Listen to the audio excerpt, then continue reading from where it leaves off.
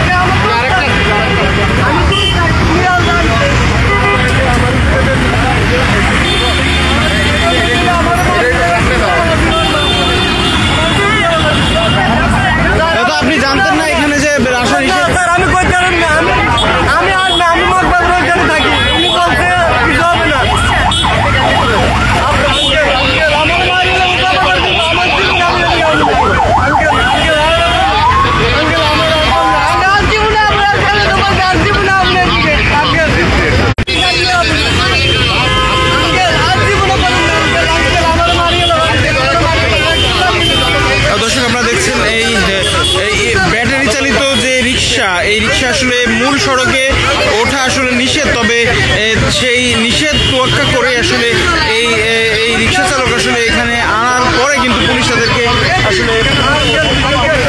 Police তাদেরকে আসলে আটক করেছে এবং সেই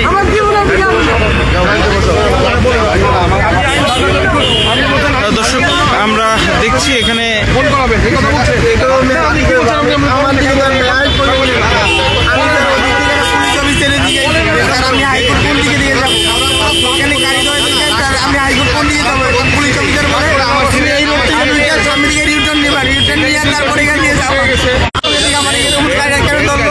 এটা তো বেআইনি, তুমি জানো না?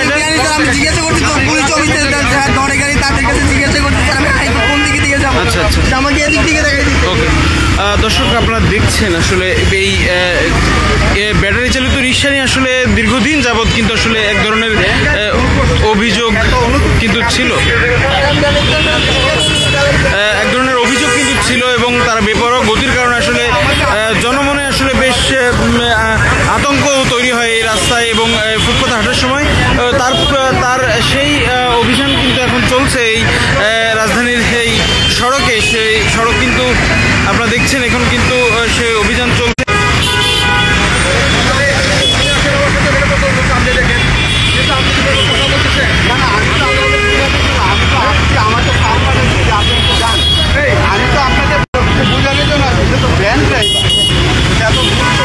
আমাদের মন্ত্রণালয়ের মাল, এটা তো আমাদের ব্যক্তি না।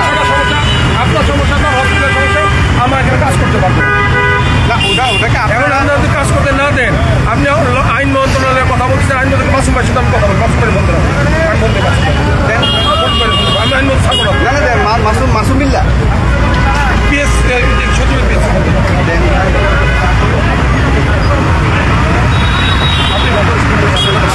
আপনার গাড়ি আপনি সামনে। আচ্ছা আমি দেখি, আমি মাসুমিল্লা, আমি অ্যাডমিনিস্ট্রেটিভ অফিসার। আচ্ছা কি আছে?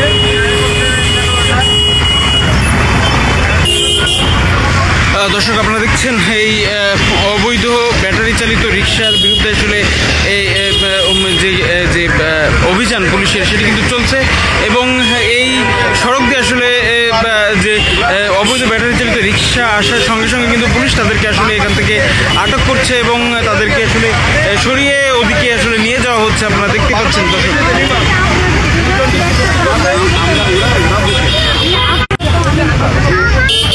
দর্শক এই রিক্সা অটো ব্যাটারি চালিত অটো রিক্সার বিরুদ্ধে যে অভিযান চলছিল আমরা আপনাদের দেখানোর চেষ্টা করছিলাম।